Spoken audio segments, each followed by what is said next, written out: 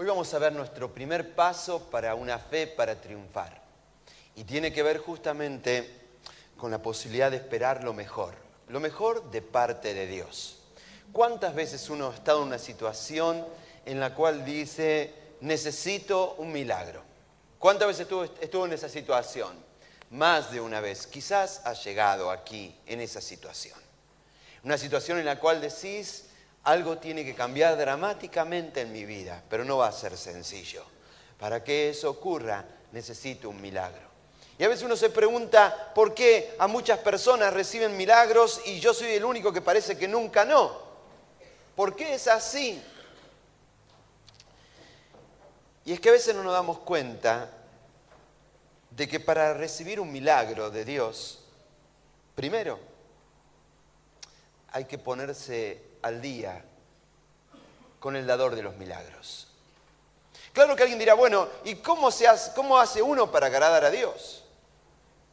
A veces nos hacemos la idea de que Dios es una persona muy difícil de agradar, que espera que uno sea perfecto.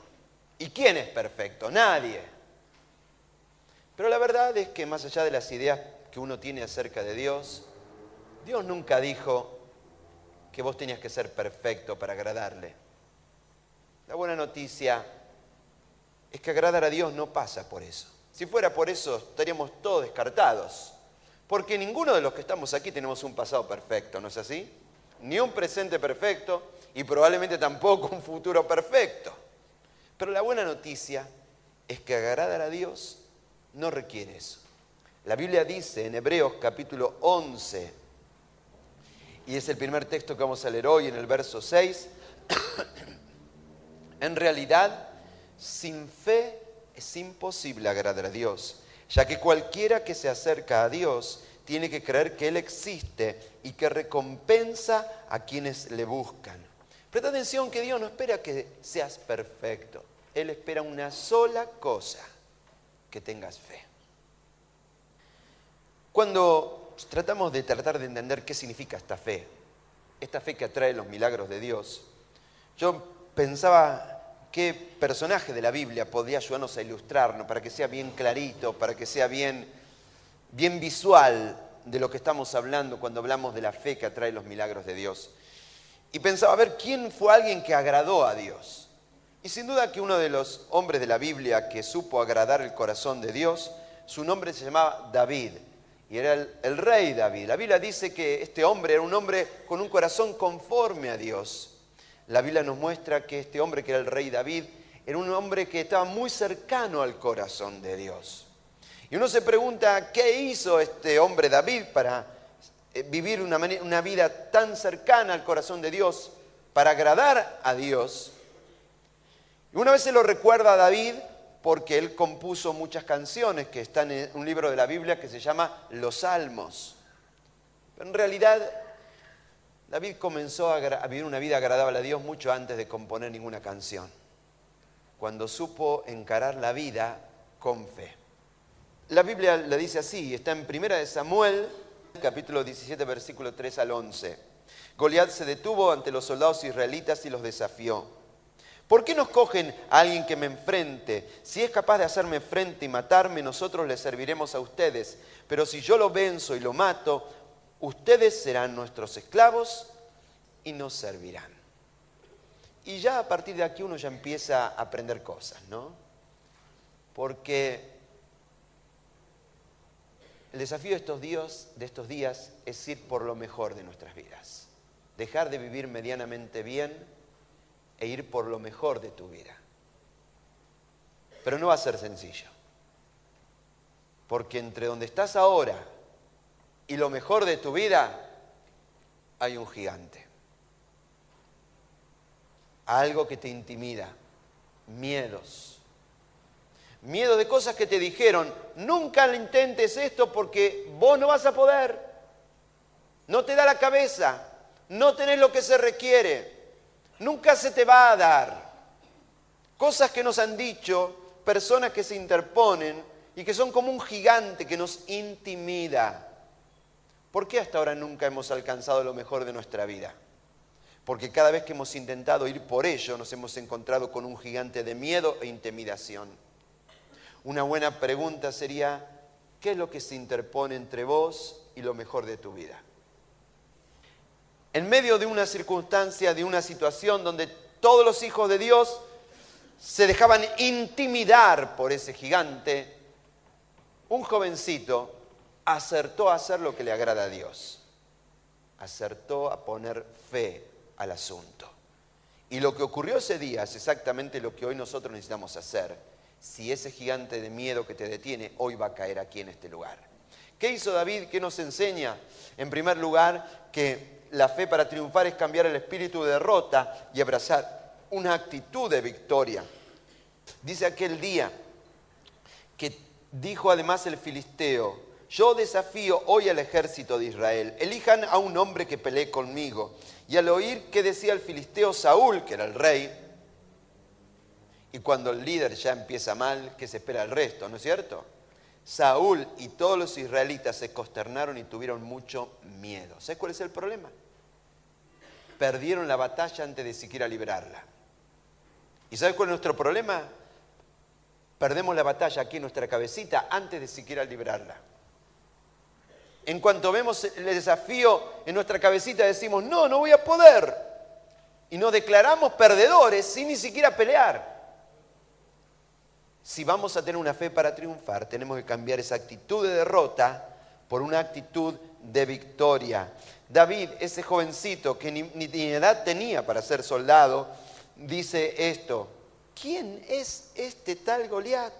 No es más que un pagano, nada más que un filisteo. ¿Quién se cree que es para desafiar al ejército del Dios viviente? Este muchachito pensaba de otra manera. Veía lo que todo el mundo miraba, pero él pensaba de otra manera y tenía una actitud de victoria. Si vos querés tener una fe para triunfar, si querés derribar a tus gigantes, renuncia a tanto pesimismo, a tanto no se puede. Yo a veces estoy cansado de escuchar tanto no se puede. Al final de cuentas, si sos un hijo de Dios, vos deberías andar por la vida diciendo todo lo puedo en Cristo que me fortalece. Porque la Biblia no dice eso, otra cosa, dice eso.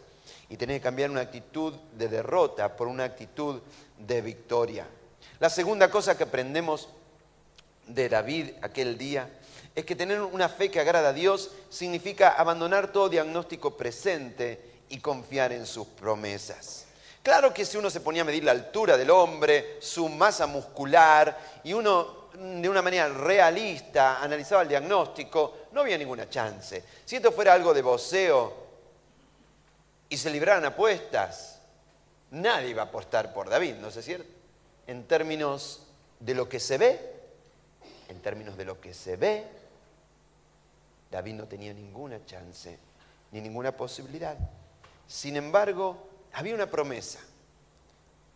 Y de alguna manera David puso su fe en esa promesa. Fíjense cuál es la promesa. Primera de Samuel 17, 25 al 27. El mismo rey la había proclamado y dice así: a quien lo venza y lo mate, el rey lo colmará de riquezas. Además, le dará a su hija como esposa y su familia quedará exenta de impuestos. Al que lo mate, repitieron, se le dará la recompensa anunciada. ¿Para quién era esa promesa? Esa promesa era para todos, pero solo uno la tomó. Y solo uno terminó viviendo a partir de ese día en la corte del rey. Y ese hombre, ese jovencito que se llamaba David. ¿Cuál es la diferencia? Todos escucharon la promesa, pero uno la tomó. La Biblia está repleta de promesas de Dios para tu vida. Hay más de 7.000 promesas de Dios aquí en la Biblia. Y la aventura de fe comienza cuando vos dejás de escuchar las voces del pesimismo, de todos los que te dijeron esto no se puede hacer, esto no va a andar, no lo intentes, no va a salir bien. Y encuentres una promesa de Dios para tu vida, para tu situación específica.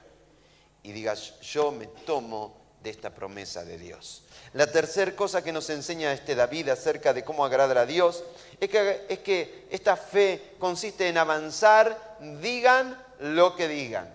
Es muy curioso. Pero mientras vos sigas viviendo una vida mediocre, más de lo mismo, revolcándote en el mismo pozo que el resto, nadie te va a molestar.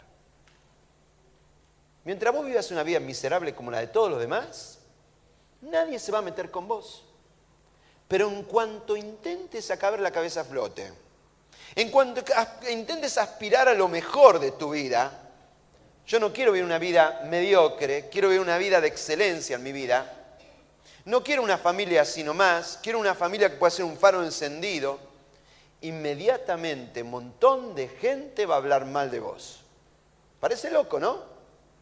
Pero es así. Pues sí, pero si lo único que estoy intentando es ser mejor persona, pero si lo único que estoy intentando es poder tener una familia feliz, pero si lo único que estoy intentando es poder llevar una empresa sana que dé trabajo a otra gente. Pero es curioso, en cuanto una persona quiere sobresalir y quiere de alguna manera alcanzar lo mejor de la vida, inmediatamente hay un montón de gente lista para hablar mal de vos. Eliab, el hermano mayor de David, le dijo: qué orgulloso que estoy de ti. No es así, ¿no? ¿Qué has venido a hacer aquí? ¿Con quién has dejado esas pocas ovejas en el desierto? Sos un irresponsable. Tendría que estar pastoreando en este momento y no haciendo todo esto que estás haciendo. Pero además, yo te conozco. Eres un atrevido y malintencionado. Ahora, una cosa es que no estén de acuerdo con vos. Una cosa es que no estén de acuerdo con tus métodos o tus estrategias. Al final de cuentas, no todo el mundo tenemos por qué pensar de la misma manera. Pero lo feo es cuando alguien no solamente cuestiona tus métodos, tus estrategias, tus ideas, tus pensamientos, sino que pone en tela de juicio tus intenciones.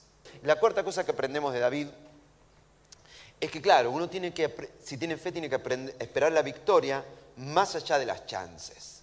Como decíamos hace un minuto antes, David técnicamente no tenía ninguna chance. Dice en 1 Samuel 17:33 que Saúl le dijo: ¿cómo vas a pelear tú solo contra este filisteo?, replicó Saúl. No eres más que un muchacho, mientras que él ha sido un guerrero toda la vida. Y esa comparación era el análisis real de la situación. Un guerrero gigante, formado y experimentado, contra un muchachito sin edad militar y sin experiencia. Sin embargo, esta es la respuesta de David: el Señor que me libró de las garras del león y del oso, también me librará del poder de este filisteo. Puede que David, delante de ese gigante, fuese muy pequeñito, pero David, sobre los hombros de su Dios, era más alto que cualquier gigante.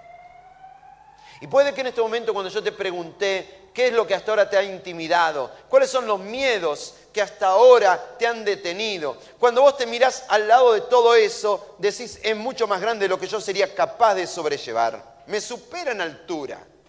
Eso puede ser cierto, pero cuando vos te pones sobre los hombros de tu Padre Celestial, sos más alto que todos los gigantes. En quinto lugar, lo que aprendemos de aquel episodio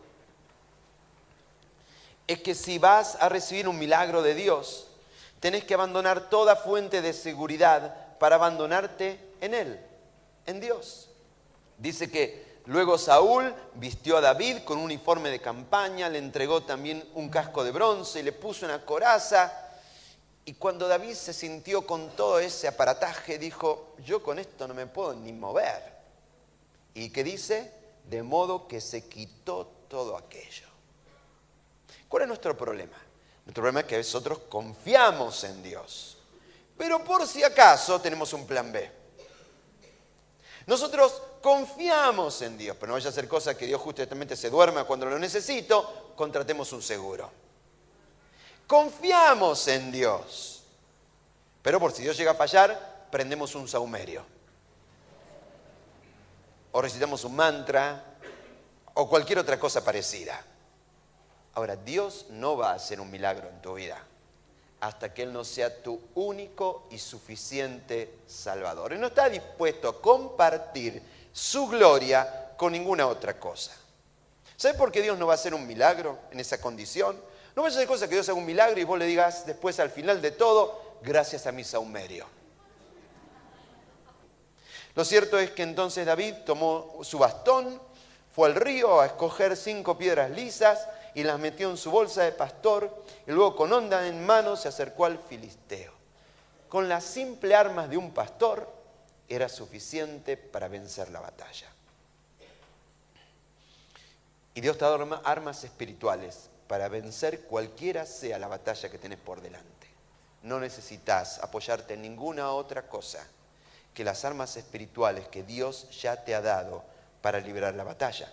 La sexta cosa que aprendemos de David es que esta fe para triunfar que atrae los milagros de Dios consiste en avanzar hacia el centro de tus temores.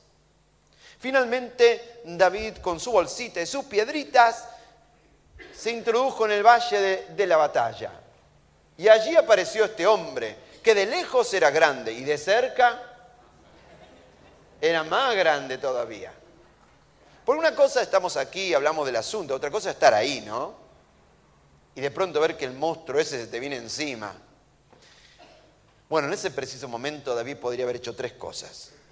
Número 1, decir, recalculando, me parece que me voy a otro lado. ¿Podría haber hecho eso? Saúl, vení vos sos el rey, hacete cargo de esto.